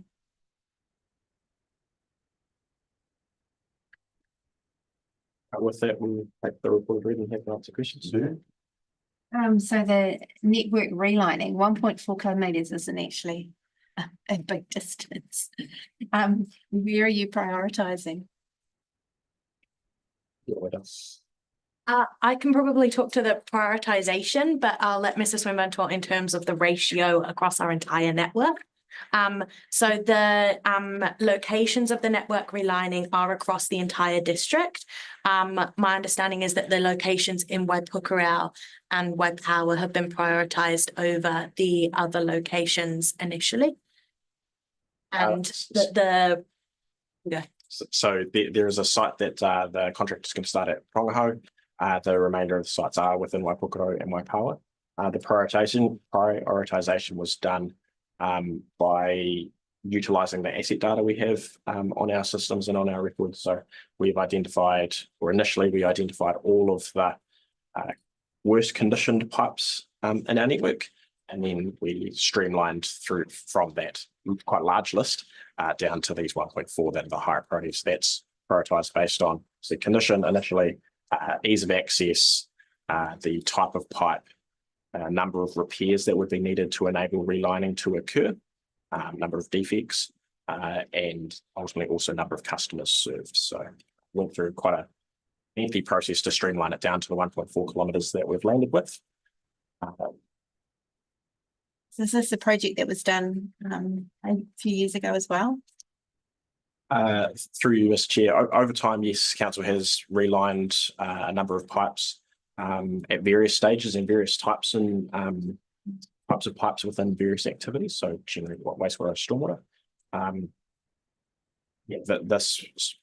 This particular set has been derived more recently in this financial year, and obviously we're pushing pretty at pace in respect of delivery to enable us to actually achieve this within this financial year. What we did down Victoria Street and Bivy Street, No, I just asked because I think I've got a sewer pipe going into my house, which was relined. But he was looking at it again the other day and I was thinking, oh my goodness, they relining it again. Major one from the hill. I don't know why they built a house on top of that. Sewer, but anyway. Can you just give us a rundown on the DEF at White Park? Where that's at and when it was programmed to happen and where it's at and it's White Power we're not functioning properly. So, through you, Mr. Chair. So, to tackle the last question first, Waipawa, we had some issues with. There was uncertainty as to the cause or the root cause of those issues, culminating in a prolonged period of non-compliance. As I mentioned, we think we've sort of we're on the path to really solving that. We've had really good results. Obviously, don't want to speak too soon. We'd like to see those results continue for a period of time first. What that it has in essence identified is that it probably isn't necessarily the equipment. So that gives us some confidence in terms of the fact that a DAF in concept could absolutely be the right solution for Waipukurau in a short-term aspect. In the 3-year plan, that Waipukurau DAF and UV upgrade project was planned across year 1 and year 2 of the plan. So this year and next financial year. There were some initial delays.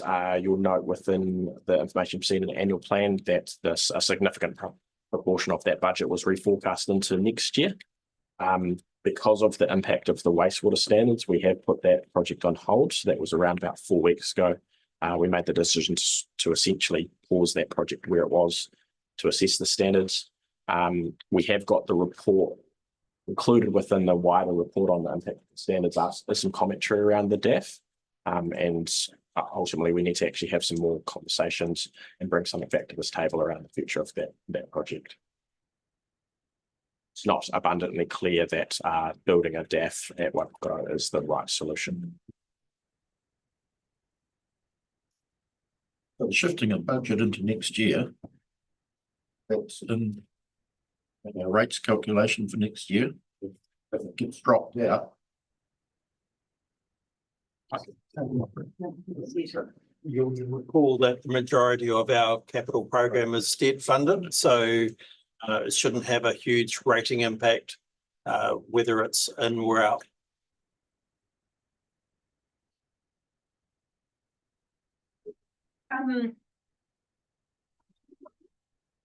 The commentary about the wastewater standards impact and kind of the status of where these are all at is really helpful. But I did wonder whether there is some language in the infrastructure strategy in the LTP that talks about things like in Takapo, the flooding and the eroding of that land, which is, slowed things down as well. It hasn't just been about the standards. And I just wonder, there's a bit of cyclone damage language that might be helpful in the context of each of these projects. But next time. But I did just wonder on the Marae wastewater connection, the TIF project in Poramaho. In the discussion there, it talks about the fact that because it's the Marae is at 2C and there's kind of few moving parts there, that consenting authorities are unable to grant consent for changes to their wastewater system. Pardon my ignorance.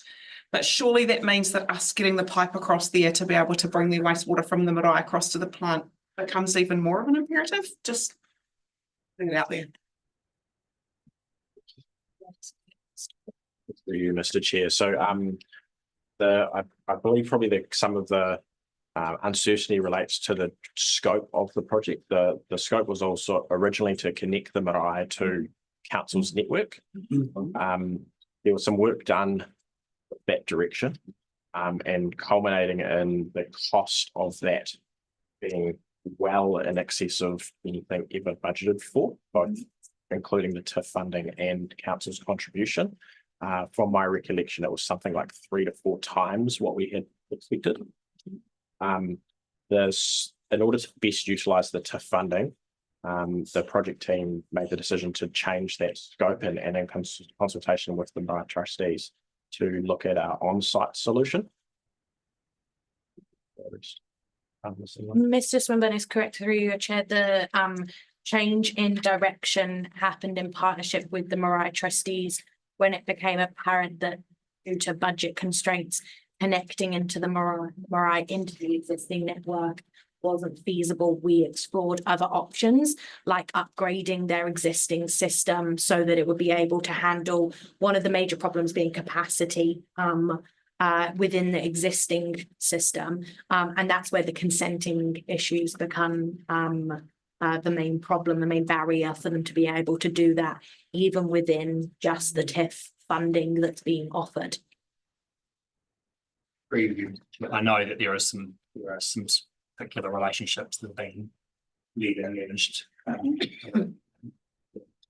We involves Ms. Elliott, who's also been from our end as well, and also supporting them through HBRC. So there's been a multi-pronged approach to it, and we've had Ms. Toswell as well across the top. Kind of been we've had multiple.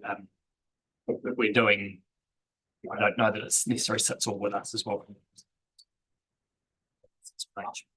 Yeah, I understand that. I understand that because these are they're currently using a septic tank style systems. So absolutely. I concerned that the description here talks about due to financial constraints as if CHBDC is unable or unwilling to fund it. And I don't know that's a fair reflection, because if that's your guys' reflection, I'm not sure that's the reflection necessarily of the table. I don't know that we've had access to a decision or a discussion about that. So just I'd be interested in just in some way to unpack that a little bit.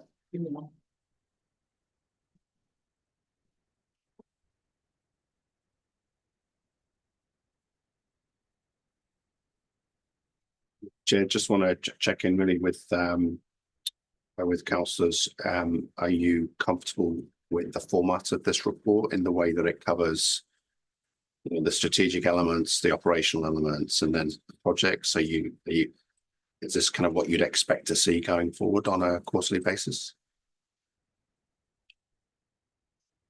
I think it would be helpful to have the compliance levels of the plants attached to it. And also a project which is probably actually the strategy review, because pretty much the articulated governance level action is that this whole big wastewater story strategy needs a relook, and I think that's probably where it's described in the commentary, but I actually think there's probably the articulation of a project that is that would probably help, because otherwise if you pick this up as having not been involved in the conversations for the last 3 years, it looks like a disaster. Actually, it's not really a disaster. There's been some very, very deliberate decisions of executive and of governance when it's come to timing and funding and strategy and what have you. And it's kind of there in the description, but if we actually articulated it as a project, I think it would help give it a bit more. The concerns that I have around this is that we're not compliant on so many aspects. If one of our ratepayers says to us after all the investment is still not compliant, why? And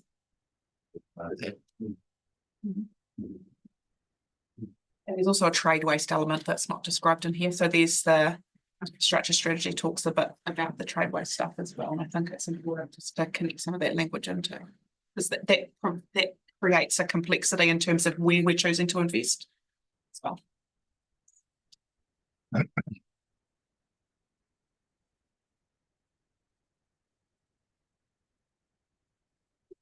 Everyone?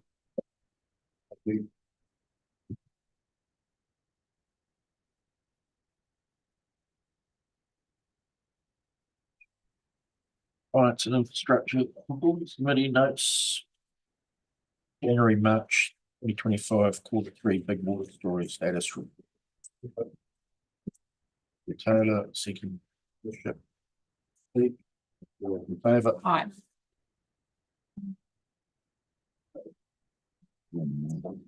What is the big stormwater story?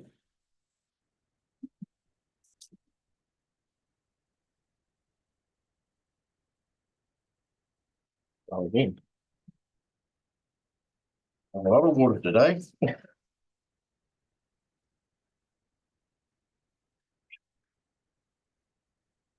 My favourite report of the day. Really?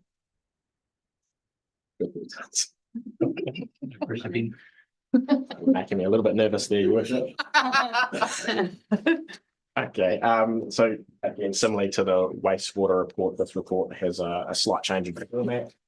Noting that this report always did from the get-go report on strategy and operations as well as the capital program. So brought into line with the other reports.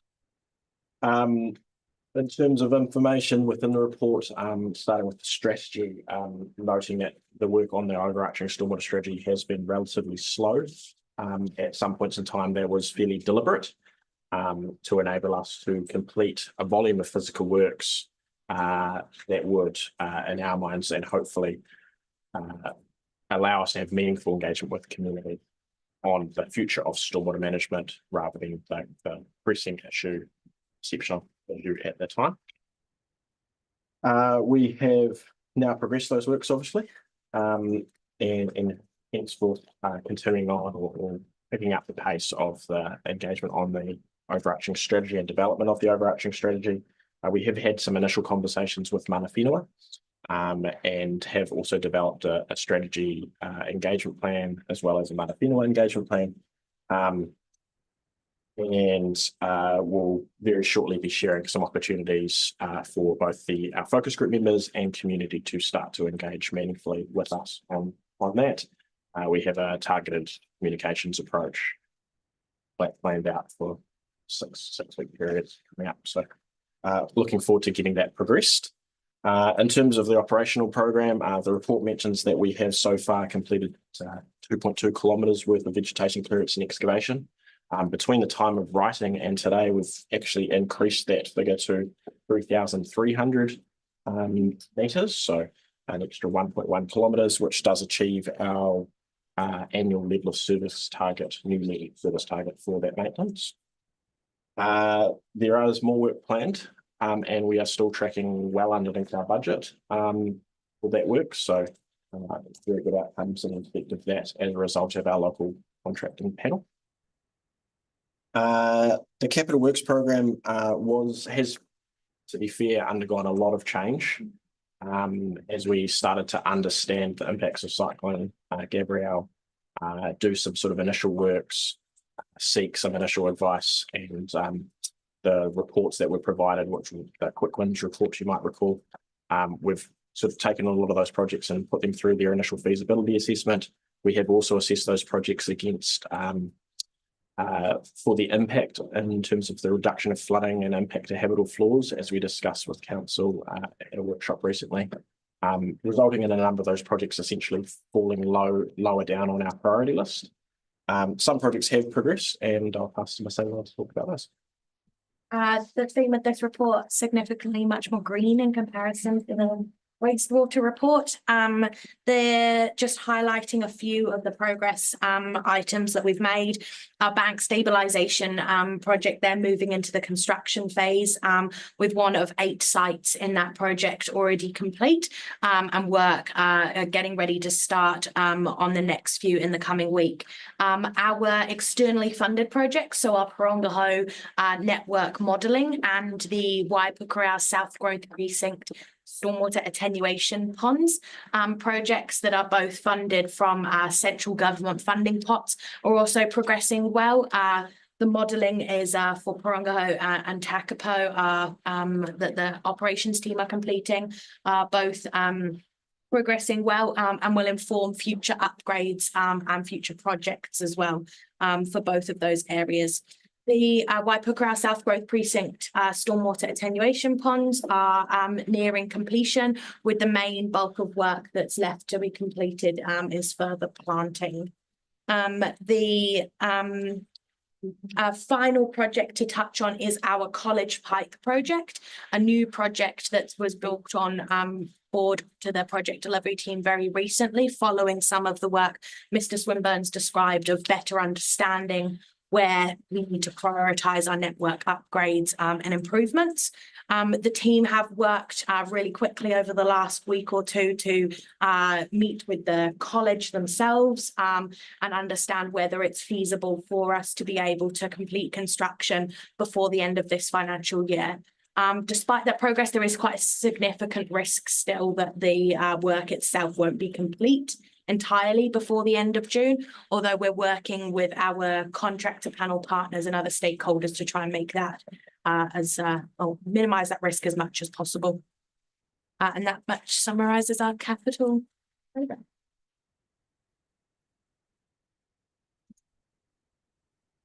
Question. What was Otani got for targeted work?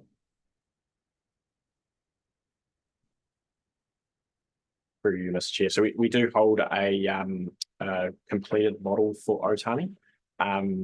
There is some maintenance that has been completed at Otani, albeit relatively minor in the scheme of the volume that we have completed so far across the district.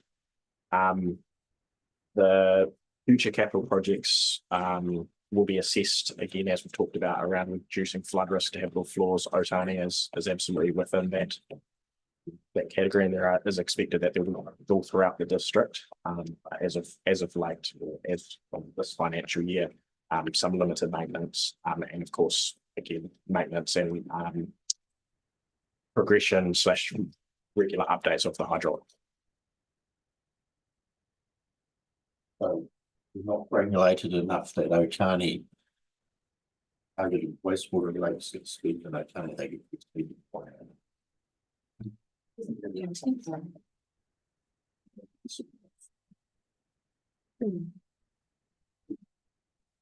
So through you, Mr. Chair, I think we received similar questions on places like Takapau as well, where we do have the differential.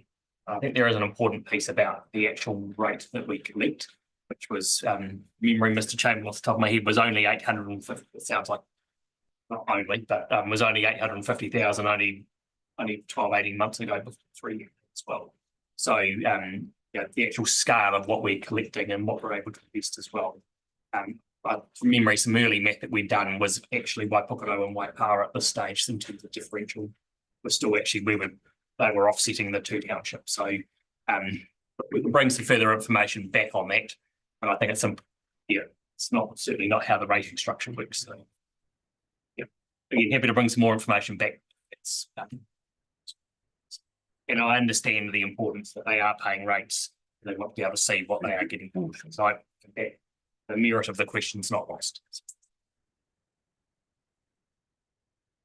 Page 126, at the college, which is the one with the red boxes on it. Can we change the name of this project, please, if we think it's inappropriate? It doesn't surprise me that you've got access issues there. It's the busiest time of year for the college to utilise those fields down there. All of their rugby and football happens down there. But my question was, in the conversations of the college, did they talk about the drainage issues they have across that field and whether they would like to make improvements to their field at the same time? Through your worship, through you, Chair, I'm unaware of whether they've indicated that, but we can certainly in our communications ask if that's something they'd like to do.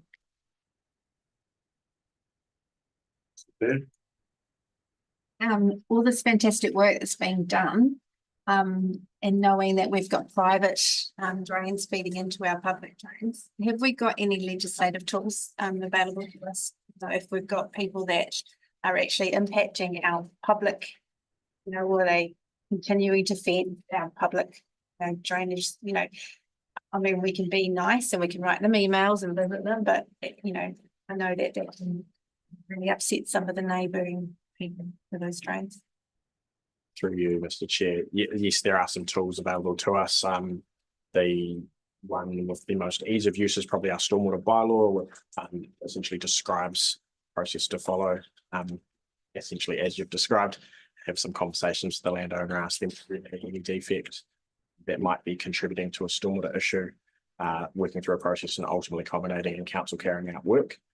We've not had that situation for my time that I'm aware of in respect of stormwater. And unfortunately, the reality is most of the time these things that might impede the flow of stormwater and reduce the performance of our networks are often removed at the time we go to inspect and then eventually turn back up again. Following, we can continue to engage with the landowners, but yeah, obviously, if we see that prolonged and over a period of time occurring, then we will have to have a decision about going to a more sort of a step, and some other legislation provides us with some other powers in that respect as well. Just to add to that, Mr. Chair, through you, Mr. Chair, my suggestion to the team was that we focus on the public system first and make sure that our own house is in order, before we start knocking on the doors of private residents. So, and because you need the public system to be working effectively, because very often the private system connects into the public system. So my preference is to get that sorted first, and then if we've got further issues caused by private drains, we then pursue those separately.